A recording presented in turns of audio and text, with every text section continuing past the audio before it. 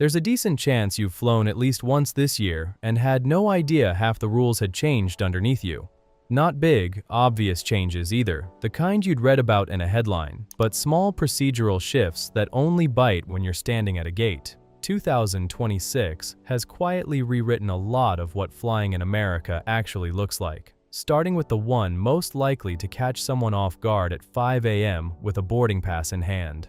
Since February 1st, 2026, showing up at TSA without a real ID-compliant license or an accepted alternative like a passport now costs you $45. It's a new verification process to get through security, and travelers without a proper ID will have to fill out an online form and pay the fee ahead of their flight. That's not a fine. It's a fee for something called Confirm ID, a manual identity verification process TSA runs when your documentation doesn't check out.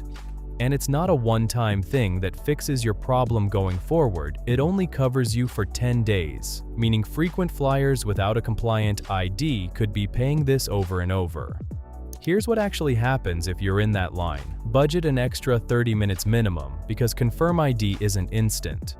TSA has been upfront that delays are expected, and unlike a normal security line, there's no fast lane through it. The backstory matters here too. Real ID was signed into law back in 2005, following a recommendation from the 9/11 Commission. It took nearly 2 decades and multiple pushed-back deadlines before enforcement actually began in May 2025. So this fee isn't some sudden new idea. It's the final tightening of a screw that's been slowly turning since George W. Bush was president. If your license doesn't have a star in the corner, this is the year that finally catches up with you. Not everything got harder this year, and it's worth pausing on the one thing that actually got easier. TSA dropped its shoe removal requirement back in July 2025, and that policy has carried straight through into 2026. If you've been mentally bracing yourself to hop around in socks on a cold floor, you can stop. It's a small thing, but after years of nothing but new restrictions, it's genuinely one line item moving in the opposite direction. Now for a shift that changes the entire personality of an airline. Southwest built its whole identity around one quirky idea for over 50 years. No assigned seats, first come first served, a mad scramble the moment boarding started. That's gone. As of January 27, 2026, Southwest moved to full assigned seating with numbered boarding groups, splitting fares into 3 tiers: standard, preferred, and extra legroom. Southwest Airlines is in the middle of a massive disruption of its own. Now, the carrier just launched a brand new boarding system. For the first time, its passengers have assigned seats. Preferred seats in the front cabin or with early boarding will run you anywhere from $15 to $50 extra, essentially bringing Southwest in line with the seat selection model every other major U.S. carrier already runs. If you've flown Southwest for years specifically because you liked the free for all boarding process, that reason to choose the airline is officially retired. And tucked into this same policy shift is something with real financial teeth for a specific group of travelers. Passengers who can't comfortably fit into a single seat are now required to purchase a second seat at full price. Refunds only come through if the flight happens to depart with empty seats available. That's a meaningful change from the airline's older, more flexible customer of size policy, and it's the kind of detail that won't show up on a fare comparison site, only when you're already at the gate. The dimensions haven't budged. It's still 22 by 14 by 9 inches on basically every major US carrier. What's different in 2026 is that airlines have stopped trusting you to eyeball it. Gate agents used to wave bags through on the honor system unless something looked obviously oversized.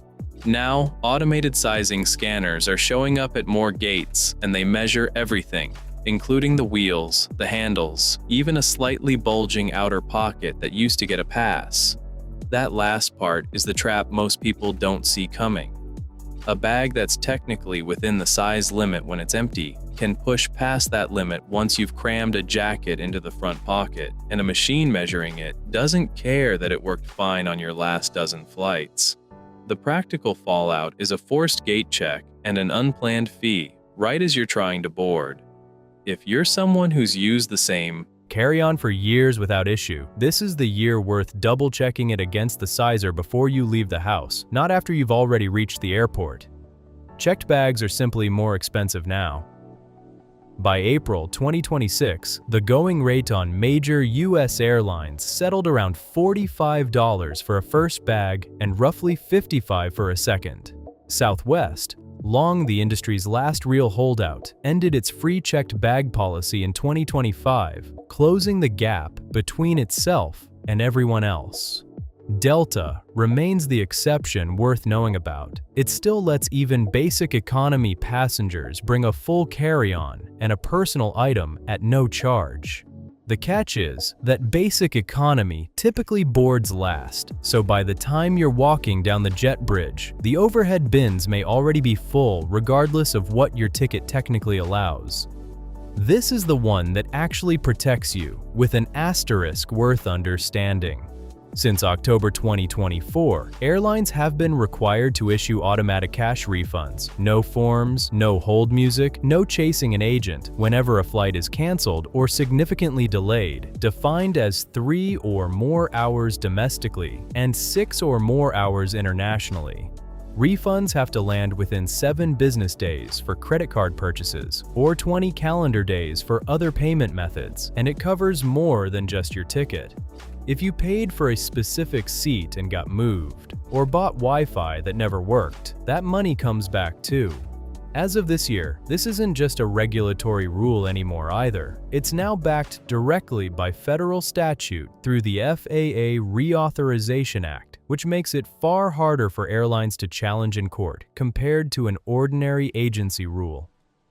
But there's a loophole currently sitting open, and it's specific to 2026. On December 5, 2025, the Department of Transportation paused enforcement of one particular piece of this rule through June 30, 2026. If an airline simply reassigns your flight a new number, same aircraft, same departure time, same seat, nothing about your actual trip changes, that technically doesn't count as a cancellation right now. No refund is owed under the paused provision. It sounds like a minor technicality, but some airlines have used flight renumbering as a workaround before, and this pause means that particular doors propped open until at least midsummer. Worth remembering the next time your confirmation email shows a different flight number than the one you originally booked.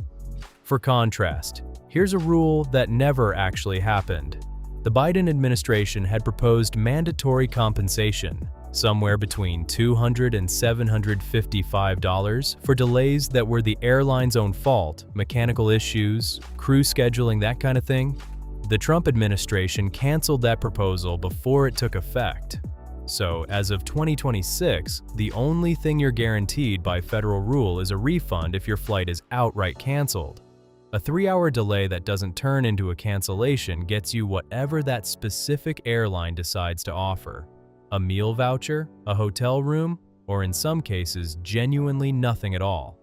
It's worth knowing this isn't standardized, because plenty of travelers assume delay compensation is now federally required. It isn't. Small rule, real consequences if you get it wrong. Power banks and spare lithium batteries have to travel in your carry-on, never in a checked bag, under current safety regulations U.S. carriers follow. Some airlines have gone a step further, requiring that battery packs stay on your actual person during the flight rather than sitting in the overhead bin. It's about fire risk in an unmonitored cargo hold, and airlines have gotten noticeably stricter about catching this at the gate rather than leaving it to chance. That covers the rules shaping most people's flights this year, but a few changes landed that are stranger, more specific, and worth knowing if they happen to apply to you. Emotional support animals are no longer treated as service animals by U.S. airlines, full stop.